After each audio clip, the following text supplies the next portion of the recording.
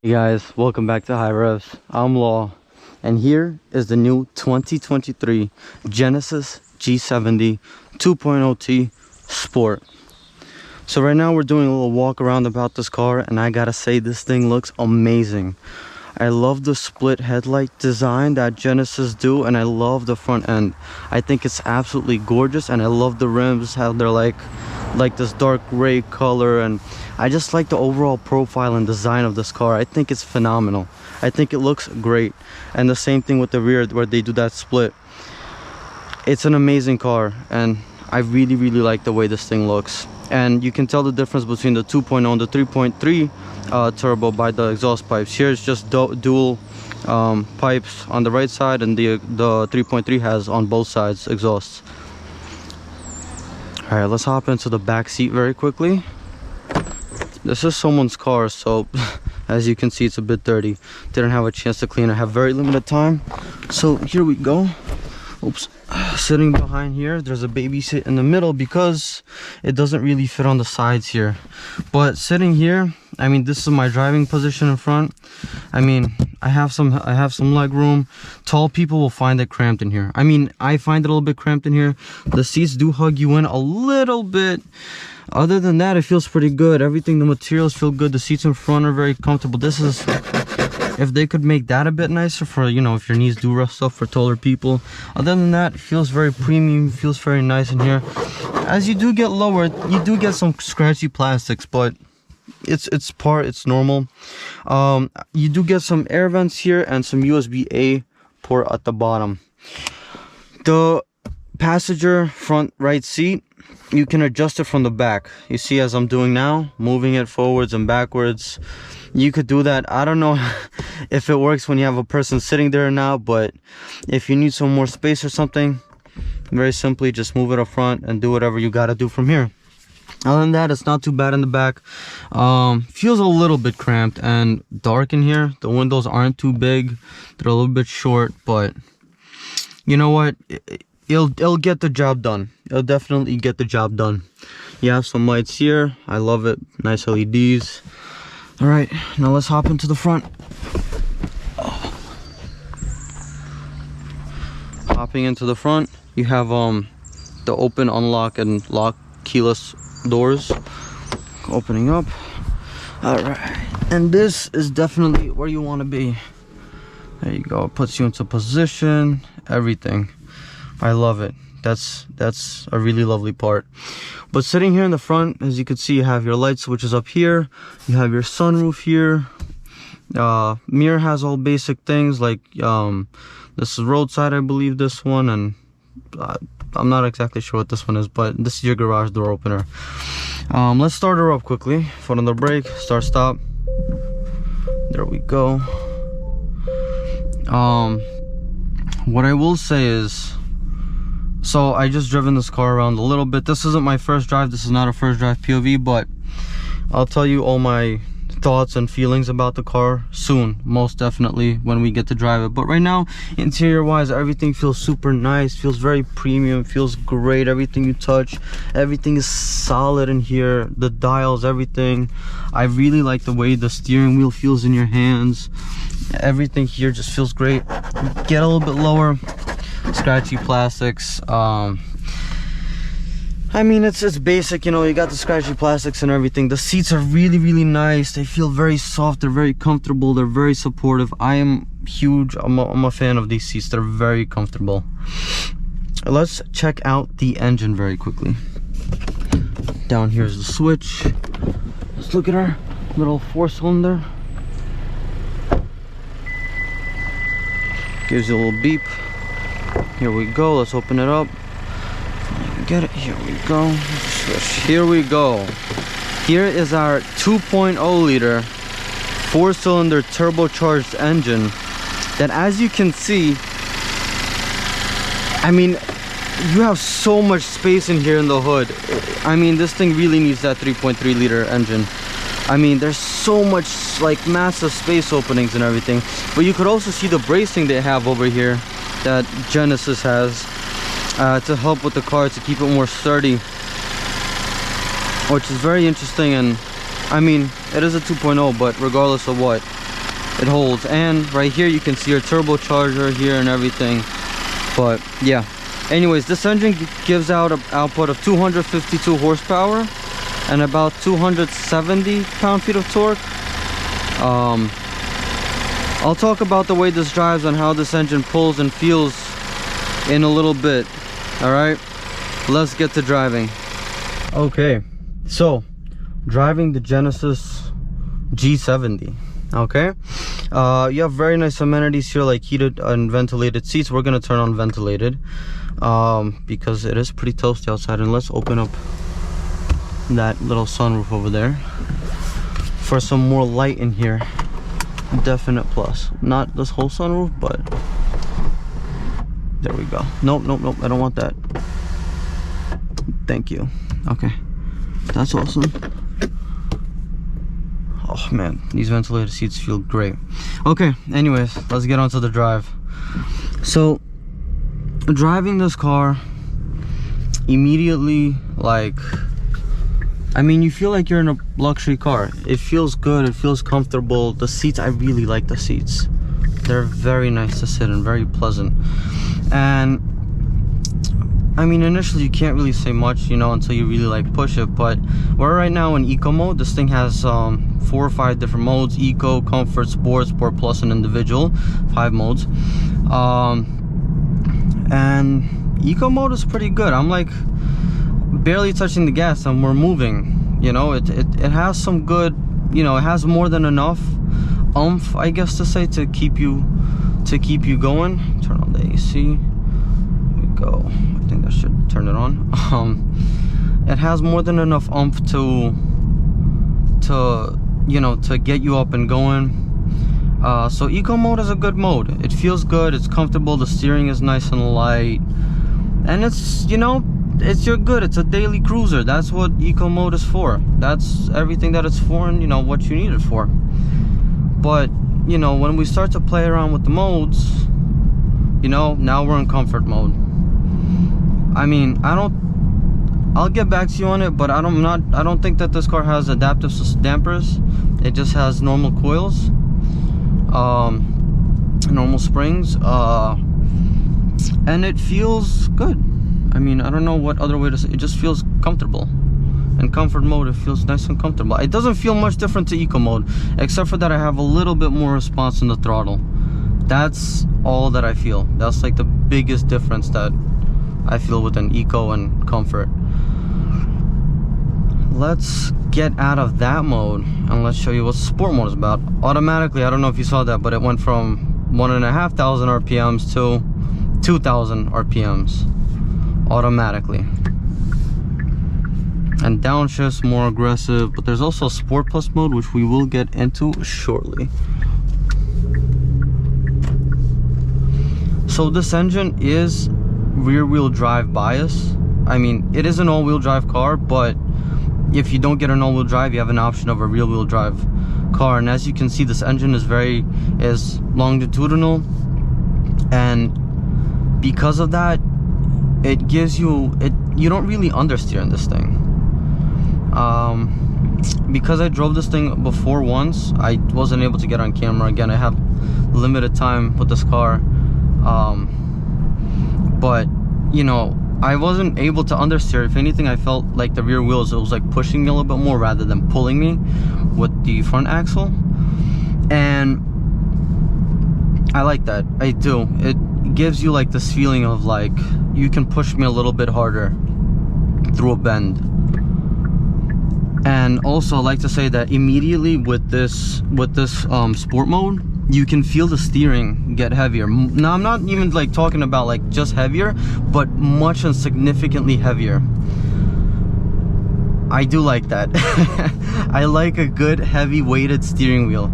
You have some feedback. It's not a tremendous amount of feedback, but you have feedback that is coming back to your hands, and you feel it through the steering wheel. And again, may I say, this is a lovely steering wheel. I think it's the perfect width and just thick overall, like thickness and everything about it. I really do like it, and easy to control with this electronic control switch. It's awesome. I do love it. This car doesn't have a manual mode per se. It does have, like, you do have paddle shifters here on the back, which I mean, there you go, I'm already shifting on my own, where you could just downshift, upshift, and all that, and it's good, but there's no definitive. And if you want to get out of that mode, you just quickly pull down on the drive, and that's it, you're out, and you know, you're back to normal. But there's no, like, on the shift lever to get into manual mode. You can't do that. But anyways, let's toss this car into Sport Plus mode, and automatically, as you can see, RPM shift up, even downshift even more, RPMs go up, and it turns off traction control for you. For a 2.0, like, to, you know, to want to turn off traction control, but there you go, I'm not even foot flat. It has some good pull. It pulls pretty well. I do like the way that it pulls. It's very good low down in the RPM range. And yeah, overall, like, we're boogieing a little bit. Oh, and something just went. Okay, I think it started to see lanes or something. Lane assist, I will get into that. It's a lovely lane assist system. But let's get out of the whole drive mode and let's go into manual. All right, I will say immediately, just by flooring it, you know, from second gear. Oh, let me take this bend. Let me take this bend a little bit quick. There we go. There we go. So, from all that, right? When you floor it at a lower RPM, that's where this car feels good. When you get above 5,000 RPM, it feels as if you're like, there's a torque dip. It feels like you're losing torque, and you could already basically shift up. You lose power when you're above 5,000 RPM. At least that's what it feels like from the driver's seat.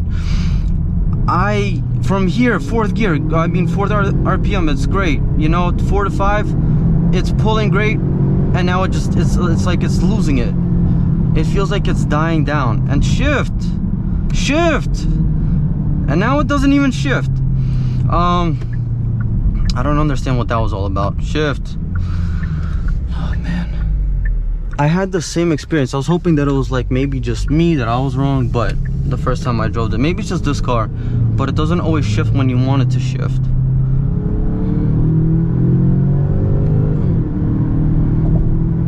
I mean, it's pulling.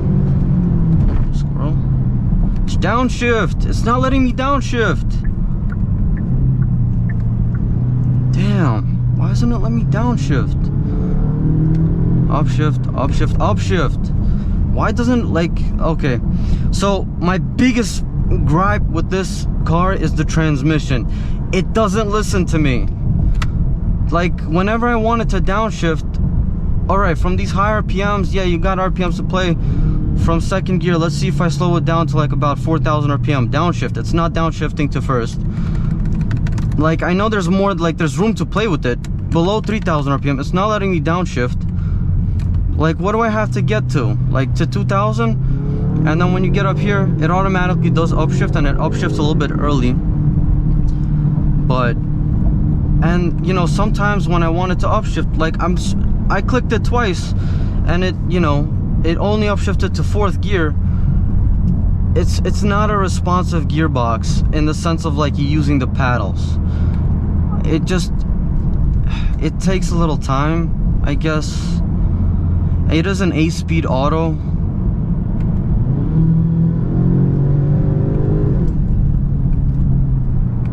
You see, I don't know if you heard that click, but now it shifts.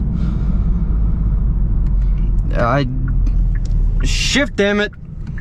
The damn transmission, yeah, it just takes a little while for it to kick in and work.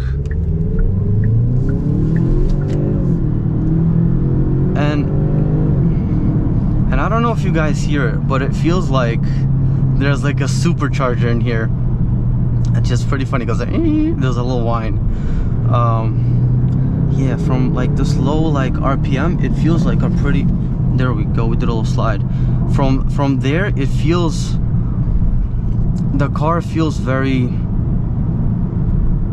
I don't even know how to say it. From there it feels, from the low RPM, it feels very, it has that torque, but then you get higher into the RPMs and it's like it loses it.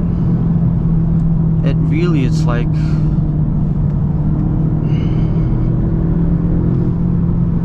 I mean, this thing feels great and it rotates and everything. Like under the braking, you feel it. I love the steering of this thing. It feels good. I feel planted right now. It is heavy. It definitely is a heavy car, coming around like 3,700 pounds for a sedan. And this isn't even a big sedan, it's a small sedan. I would compare this thing to the Alfa Romeo Giulia, size wise, but driving wise, I mean, that thing is levels above this. I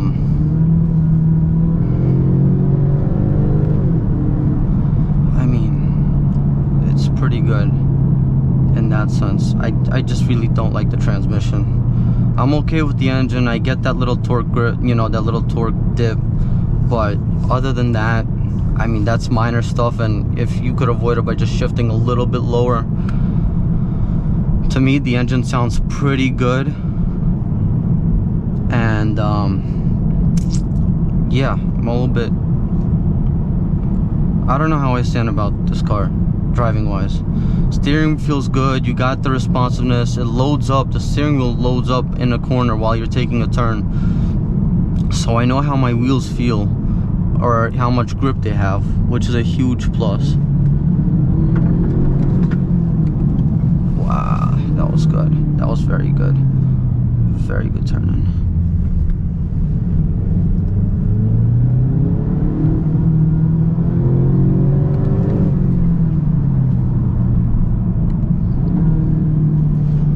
Car feels pretty good. Sorry, I'm just trying to like really figure this thing out and just understand it. Alright, now while we're behind traffic, let's just go and toss her back into eco mode. Or actually, let's look at custom mode. I don't even know what the settings are for this, but the steering wheel feels very light. The car feels, I don't know, back to like basic. We'll figure that out. I'll pull over and I'll take a look at it for you guys. But let's throw it back into eco. Traction control comes on. I do like the way this thing handles. I do like the way it handles the loading, the, you know, the overall feel of the chassis. It feels planted, and like I said, it wants to push and rotate a little bit. That's what it feels like. It doesn't feel like a front bias car where it's pulling you on, like it'll pull you into a tree. If anything, it feels like it will like slide the rear end into a tree. But it won't, because you have that all-wheel drive security, and it will shift the power from front to back.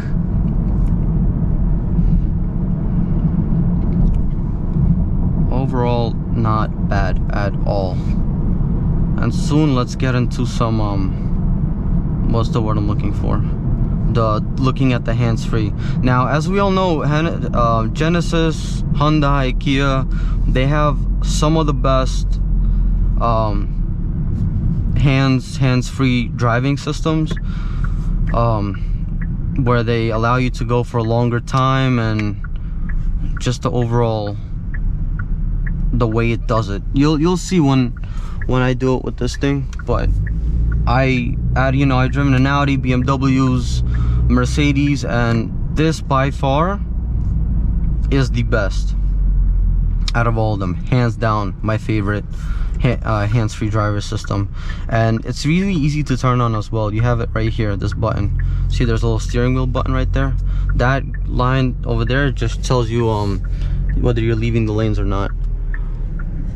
All right, going up a hill. Pretend like we're merging onto a highway now. There's a little blind spot here where I can't see anything. Now we're floored. And you go. Yeah, you feel that, like it losing the power. And look at the hands-free turned on, even though I'm like flooring it and I need some control. I felt it in the hands. I don't need to touch the steering wheel right now. Not at all. And also pay attention to the engine cooling. It's, you know, after like pushing it around a little bit, it feels, I'm happy that the engine, you know, temperature stayed relatively the same and good. Now it's giving the signs to keep my hands on the steering wheel. I still have it off. I'm, you know, just in case, waiting for anything, but, and I am controlling the pedals. So let's see what, oh, okay. There we go. Giving us that warning, telling us put your hands on the wheel. I don't know if it's going to like stop or try to pull us over or something. Maybe if I had cruise control on, it would do that. Maybe. Alright, so it's just making a beeping sound. Is it gonna shut off? Will it continue? Yep, disengaged. Disengaged. Okay. Okay. You're good, car. You're good. Alright, let me turn it back on. There we go. So in reality, it's a really good cruiser, this thing. The seats, again, very comfortable. The suspension feels very comfortable. You have all these lane assists and everything that helps you out and just holds the road for you. And it looks good, drives good. How does it stack up against the Germans? I would say that against the Germans, I think that the Germans would be better engineering wise. I would say, I don't know, I didn't drive the 3 Series, the A4 or the C-Class. I haven't driven any one of those cars, so I can't tell you for sure what's what, how they stack up comparatively. But I think, you know, just knowing the history of BMW, Audi, and Mercedes, and this being like Genesis, you know, like, I would take, I don't know, from many videos that I personally have watched and seen, I think that the Germans would be a better car for overall driving and spirited driving, especially. The steering I really like on here, and I think Audi, knowing Audis and driving a Q5 and everything, I think, you know, I would prefer the steering here, but I think I would prefer the performance of the Audi. All based by pure feel and my previous driving of different Audis and stuff. But hopefully I'll be able to compare these cars one day. But as you can see, this car is very comfortable, it feels very smooth, looks beautiful. Again, I keep reiterating it because, I mean, it's the selling point. It's everything that this car is and feels great and amazing, and the reason why people would buy it. I wouldn't buy it as a sports car. If you wanted to have some fun with it, you could, but I would buy this more as a luxury car rather than a sports car. And that's my verdict on this car. And the gearbox, for the love of God, it doesn't shift when you want it to shift, damn it. But, you know, again, I don't think this thing is meant to be a sports car. I think it's meant to be a daily cruiser that's there to get you from point A to B, comfortable, luxury, and when you need that little power, you got that power. Anyways, guys, thank you for watching. Hope you all enjoyed, and can't wait to see you in the next one. Keep on revving.